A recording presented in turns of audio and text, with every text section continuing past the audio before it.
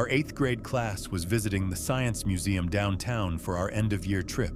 Our teacher was supposed to be watching us, but she was busy flirting with the museum guide near the planetarium entrance. My best friend Marcus and I saw our chance. "Let's check out the restricted wing," Marcus whispered, pointing to a rope barrier with a sign that read, "Staff only, renovations in progress." The rest of our classmates were crowded around some boring geology exhibit, so we ducked under the rope and slipped into the darkened hallway beyond. The lights were dimmer here, and our footsteps echoed strangely. We passed empty display cases covered in plastic sheeting and construction equipment scattered around. It felt like we were exploring some abandoned building. That's when we heard the footsteps behind us. "Boys," we turned to see a man in a maintenance uniform approaching. He was tall, maybe in his 50s, with graying hair and intense eyes that seemed to study us too carefully. "You're not supposed to be here," he said, but he was smiling. Something about that smile made my stomach twist. "Sorry, we'll go back," I started to say, but Marcus cut me off. "We're with the school group." Just got turned around. The man nodded slowly. "I can help you find your way back. But first, I need to show you something important. Safety protocol." He gestured for us to follow him deeper into the restricted area. Every instinct told me this was wrong, but Marcus was already walking ahead, and I didn't want to seem scared. The man led us to a service elevator I hadn't noticed before. "The main floors are too crowded right now," he explained as the doors slid open. "This'll get you back to your group faster." The elevator was small and windowless. As soon as we stepped inside, I heard the locks engage with a soft click. "Where exactly are we going?" Marcus asked, his voice finally showing some concern. The man's smile faded. "Somewhere private where we can talk." The elevator kept going down, past the basement, past what should have been the bottom floor. When it finally stopped, the doors opened to reveal a concrete corridor lined with storage rooms. "Step out," the man said quietly. "Both of you." I saw Marcus's hand shake as he reached for his phone, but there was no signal down here. That's when I noticed the man had moved to block the elevator doors. "Run," I whispered to Marcus. We bolted down the corridor as the man shouted behind us. Our sneakers squeaked against the concrete as we searched desperately for stairs, an exit, anything. I could hear him following, his heavy boots echoing in the narrow space. Finally, we spotted an emergency exit sign glowing red in the distance. We slammed through the door and found ourselves in the museum's parking garage, gasping in the afternoon sunlight. We never reported what happened. Who would believe us?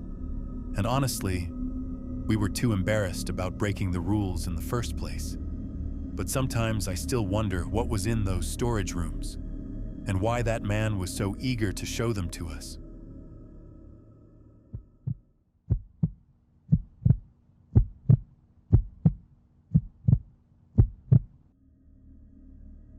I never believed in the paranormal until my senior year photography club trip to Savannah, Georgia. Our teacher had organized this weekend excursion to capture the city's historic architecture. 23 students armed with digital cameras, wandering cobblestone streets and Victorian squares. It seemed like the perfect blend of education and adventure. On our second evening, we found ourselves in Forsyth Park as golden hour light filtered through the Spanish moss. My friend and I had been documenting the ornate fountains when our group leader pointed toward a row of antebellum mansions across the street. "Those houses are from the 1850s, she explained.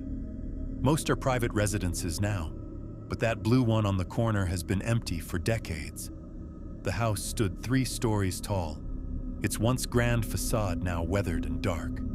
Something about those black windows drew my attention. I raised my camera instinctively. "Wait," my friend whispered, squinting at the building.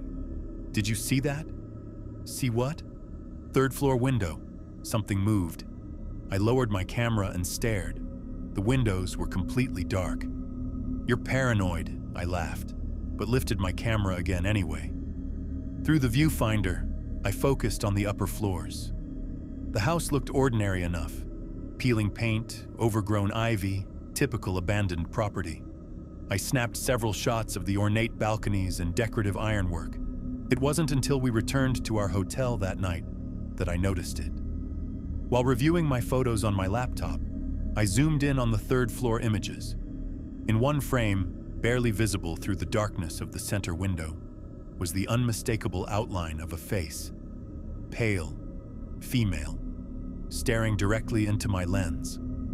My hands trembled as I enhanced the image. The features became clearer. Hollow eyes, dark hair pulled back, wearing what appeared to be a high-necked Victorian dress. But that wasn't the strangest part. In the corner of the same window, partially obscured by shadow, was a second figure, smaller, a child, maybe 7 or 8 years old, also in period clothing.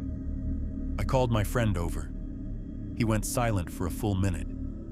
This is impossible. That house has been empty for 30 years. The next morning, we convinced our teacher to let us research the property at the local historical society. What we discovered made my blood run cold. In 1892, a woman and her 8-year-old daughter died in that house during a yellow fever epidemic. They were the last residents. The city records showed the house had remained vacant ever since, with multiple failed attempts at renovation over the decades. Every contractor reported the same thing: unexplained sounds, tools going missing, and an overwhelming feeling of being watched. I stared at my photograph again. We never did finish that photography assignment.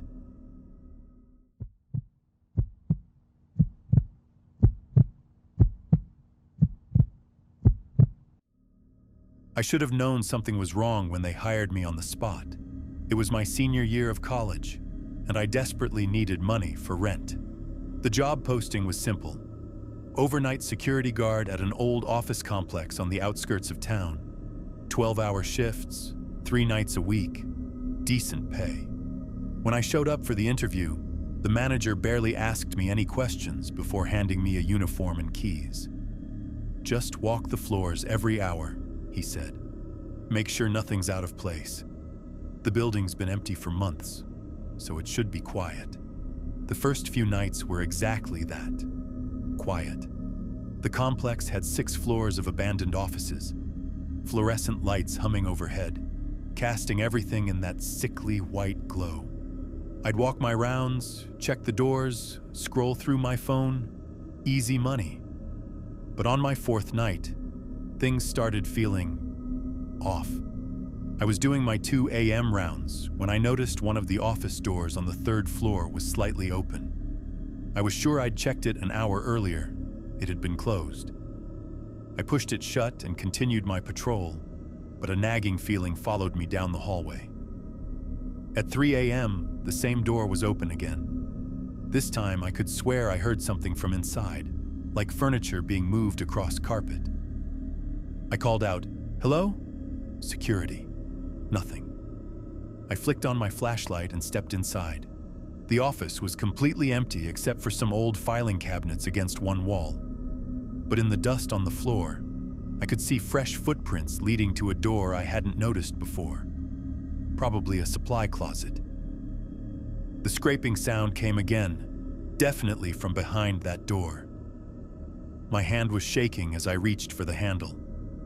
That's when I heard it. The sound of someone breathing heavily, right on the other side. Not panicked breathing, but slow and deliberate, like they were trying to stay quiet. I yanked my hand back and slowly backed out of the office.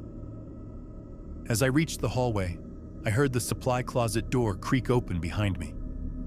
I didn't run. Somehow that felt more dangerous. Instead, I walked to the elevator as calmly as I could, pressed the button, and waited. In the reflection of the metal doors, I watched the office doorway.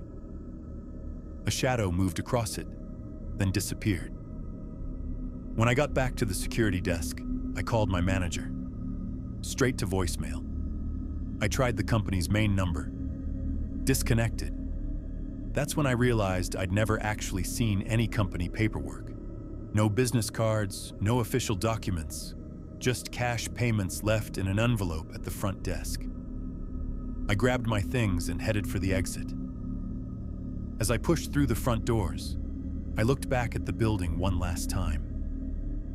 On the third floor, a silhouette stood in the window of that same office watching me leave. I never went back. 2 days later, I drove by the building during daylight. There was a for sale sign out front that looked like it had been there for years, and boards covering most of the windows. The worst part? I still don't know who was paying me or what they really wanted that building watched for.